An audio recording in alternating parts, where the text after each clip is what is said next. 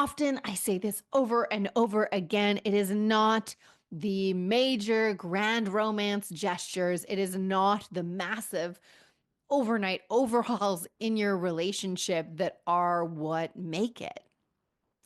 It is implementing the basic bitch shit you know you should be doing, but actually doing it.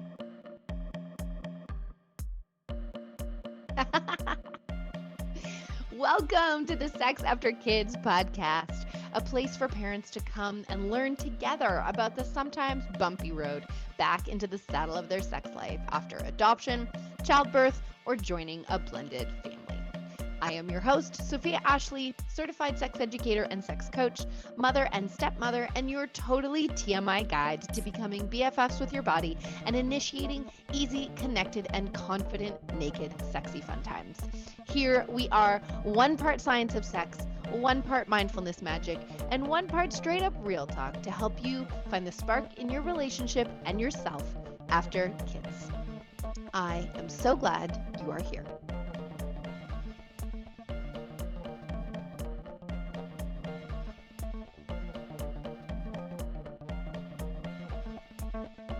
Hello, my friends, and welcome back to the Sex After Kids podcast. This week is a fun one. I think in my book, it's the stuff that I obsess about, and it comes to you inspired from a few conversations that I've had with friends recently about the D word. Not the D word between people's legs, but the D word as in divorce. People thinking about divorce, fantasizing about divorce, loosely flirting with and considering the idea of a divorce, sometimes on their own, and sometimes both partners just going, is this what we need to do now? Is this what makes the most sense for us? And oftentimes when I'm having those conversations, it's not because people hate each other. It's not because they're incompatible. It's not because someone's being a complete a-hole. It's not because someone has cheated or there's been some massive rift. It literally comes down to fucking exhaustion. Exhaustion because there are 5 full-time jobs for 2 people to do, and because we are trying to hold on to our relationship and ourselves in the chaos. And that often comes because parenting will strain every priority and every way that you had of thinking about yourself and the world. Like, if you think about it, an example of this is, so I quit my full-time job a couple years ago now, I guess a year and a half ago now, because I was struggling with the growth that parenting was demanding of me. So parenting little people, especially one on the autism spectrum, was forcing me to challenge how I think about communication, how I think about the rules and expectations of society. It's like when you're trying to think of taking your toddler's perspective on something and trying to empathize with them about how something that seems so trivial and fucking stupid to you is like the biggest, most major thing ever for them. We get pushed out of these like unconscious patterns and ways of being. And I think the same applies to our relationships, because really what we're talking about is how we relate to others. And as we're learning how to relate to our little humans, and as we're learning how to read their needs and give them words so they can find their voice and name their emotions, and as we're trying to notice, oh, when I do this, that happens. Oh, when I do this, that happens. The same can be true for our relationship with our partner.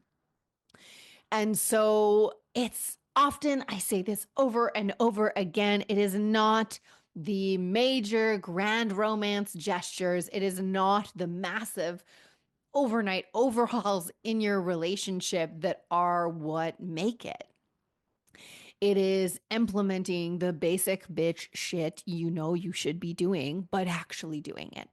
And I liken this to financial management, right? I've been stuck in the same place with my financial management forever. And I am tired of downloading courses about creating a budget and managing your spending, but I am not doing a lot of the things that are in those courses. So I am not moving forward to the next level in my financial management. And the same is likely happening for your relationship. So this week, I want to talk about 3 big picture or like big buckets, categories of basic bitch shit you should be doing, you could be doing in your relationship to go from feeling like disconnected roommates to feeling lovey-dovey, connected, supported, seen, all the stuff I know y'all are craving. And I'm hoping you'll leave with at least 2 things you can double dog dare each other to try this week just to see, because it's all about experimenting.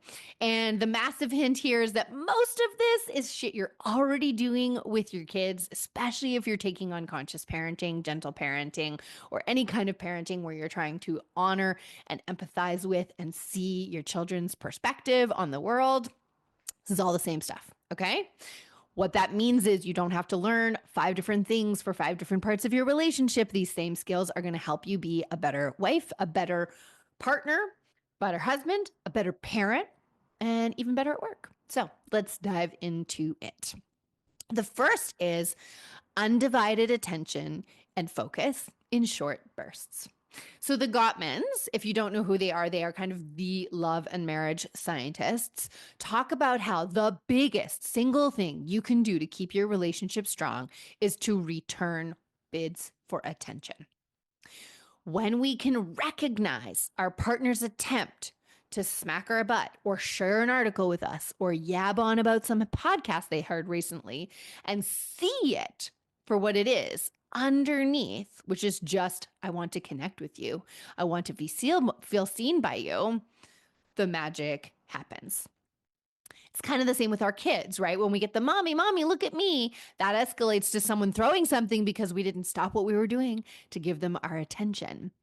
Giving our loved ones, all of our loved ones, focused attention, whether it's 3 minutes or 30, is the single biggest thing that we can do to make them feel loved.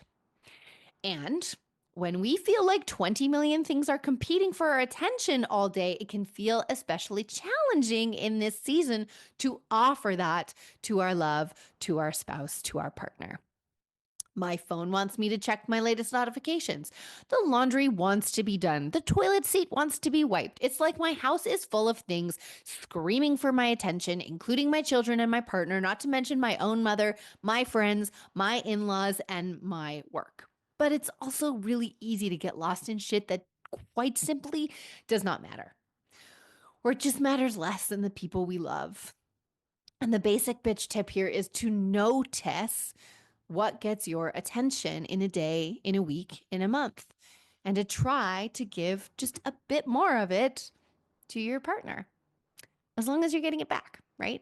And if you're not getting it back yet, just think of it as an experiment of like, what if I offer some of this spotlight, some of this flashlight back to my partner? How long does it take for it to come back to me? Even a few extra short moments. This can look like greeting them fully at the door when they arrive from the day with eye contact and a hug instead of brushing by as you rush to do the next errand.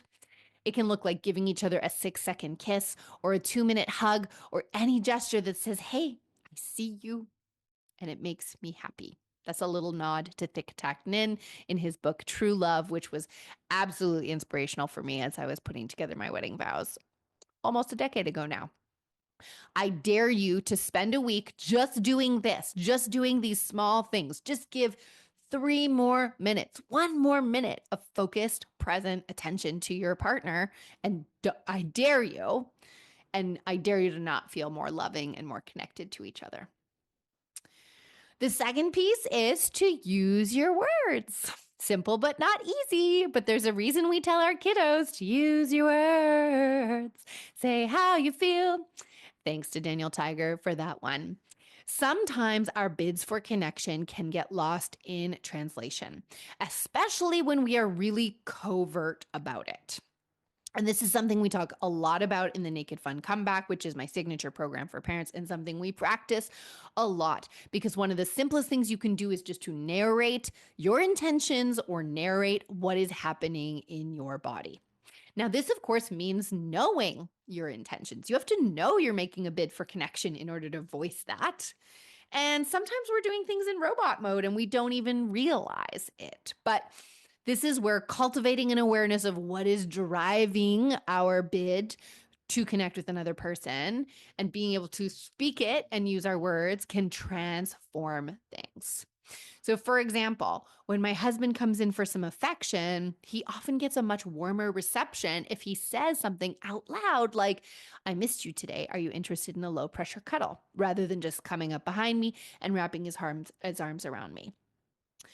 Same thing though, right? Is like when he comes up behind me and wraps his arms around me and he has no idea that inside my brain's going, ooh, this feels nice. And oh my God, I'm so fucking stressed out right now. I don't want you to touch me.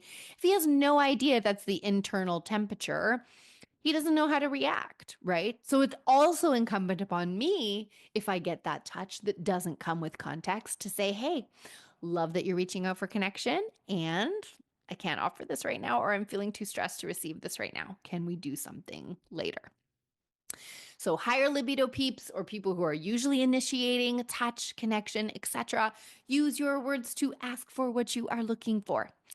And go as high and as general as you can, right? So oftentimes when we're looking for sex, we're actually looking for connection in the form of sex, but we could be open to connection in other ways.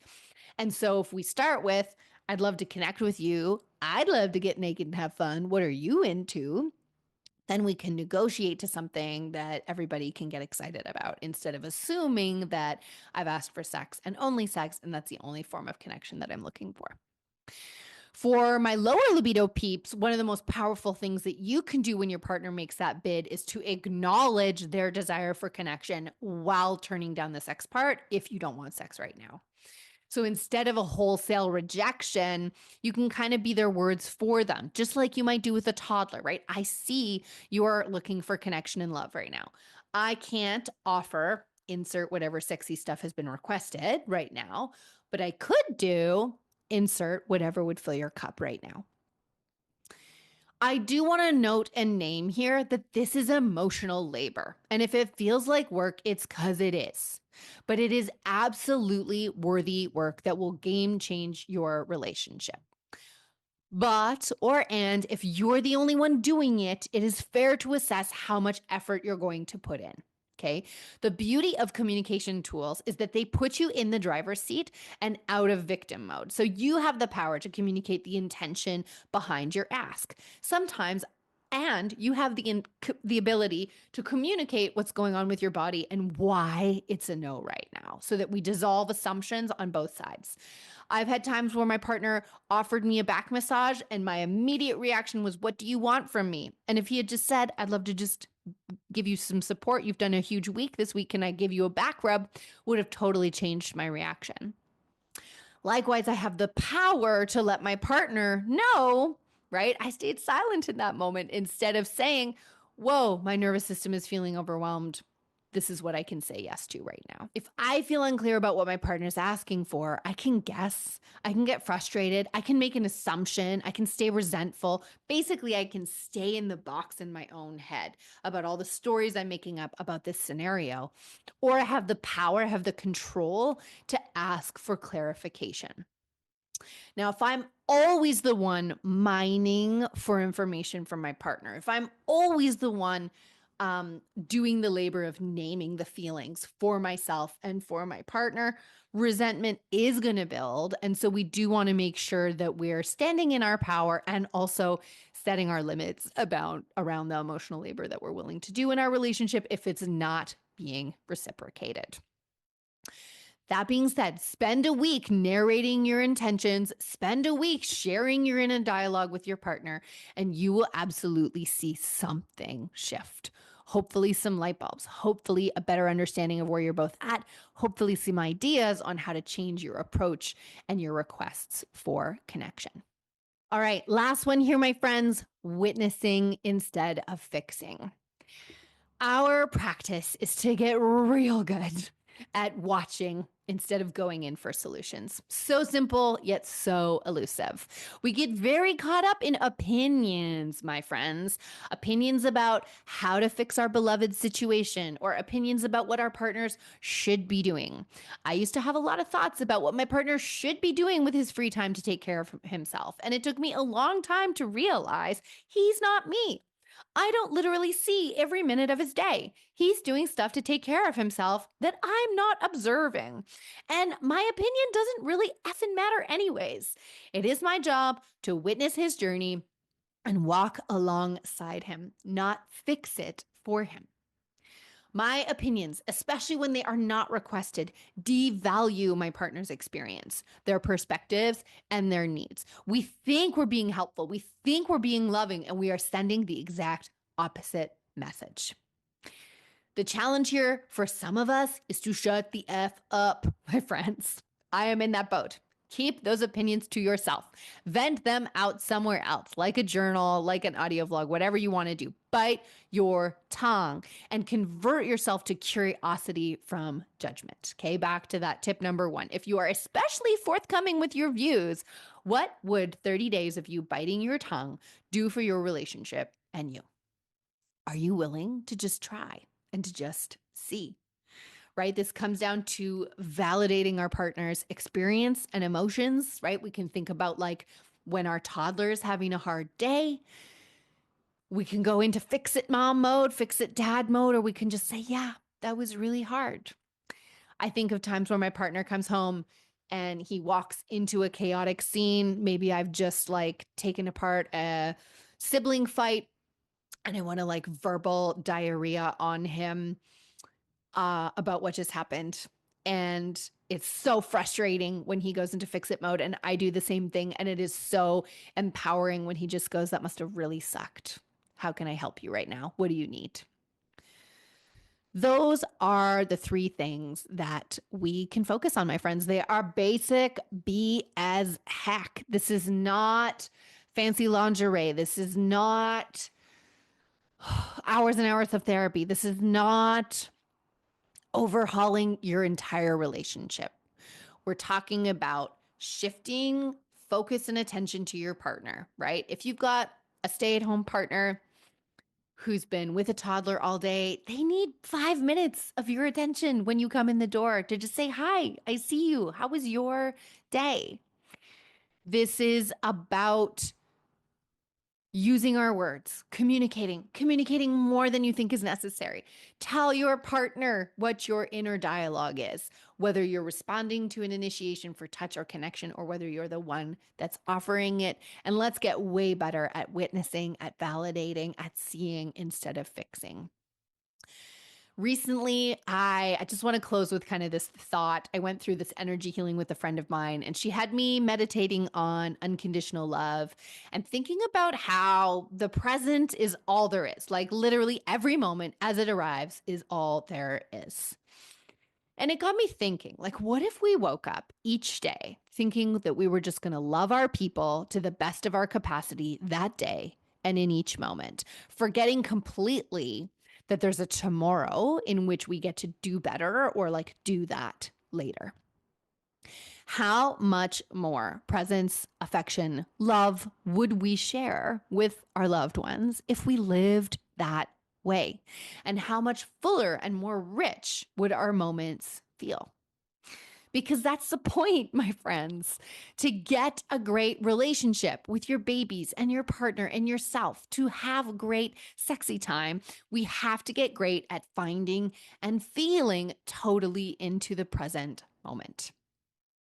Offer your attention, use your words, witness instead of fix. 3 simple keys to keep your connection alive through the chaos of kids.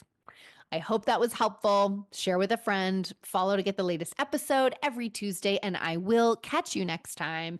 And if you want a 7-day guided practice with my best tips for feeling the love, all building up to a yummy, sexy connection date, then make sure you grab the Roommates to Romance Challenge. You can do it anytime for just $15 and start feeling the vibes today. Catch you next time, my friends. This is the part where we do the end bit, right? My friends, let's take a mindfulness minute here. Take a deep breath in. Open that mouth and let out a big, deep, full body sigh. Voila. Your nervous system thanks you.